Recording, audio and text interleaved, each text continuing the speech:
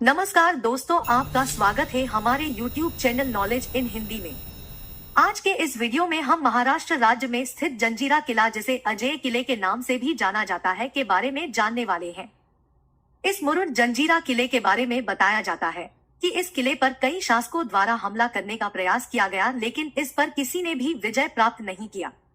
यह किला कोई साधारण जगह पर स्थित नहीं है।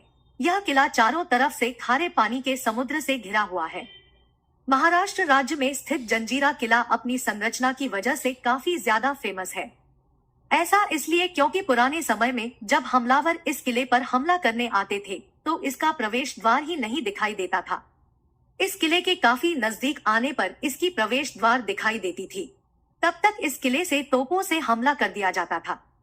यही कारण है कि आज तक इस किले पर किसी ने भी विजय प्राप्त नहीं की, जिसकी वजह से इस किला को अजय किला के नाम से भी जाना जाता है। मुरुड जंजीरा भारत के महाराष्ट्र राज्य के रायगढ़ जिले के तटीय गांव मुरुड में स्थित एक किला है। जंजीरा किला पर्यटन के लिए काफी प्रसिद्ध है। यह भारत के पश्चिमी तट का एकमात्र किला है जो कि कभी भी जीता नहीं जा सका था। यह किला 650 वर्ष पुराना है। स्थानीय लोग इसे अजय किला कहते हैं, जिसका शाब्दिक अर्थ अजय होता है। किले की अवस्था जंजीरे की तटबंदी बुलंद है। ऐसे 19 बुलंद बुरुज 2 है। बुरुज में अंतर 90 फुट से ज्यादा है। तटबंदी पर जाने के लिए जगह जगह सीढ़ियां है।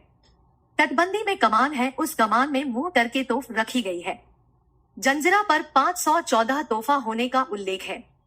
किले के मध्य भाग में सुरुलखाना का भव्य बाड़ा आज जर्जर अवस्था में है। पानी के 2 बड़े तालाब है। मराठों ने सिद्दी का मकबरा भी इसी किले में बांधा है।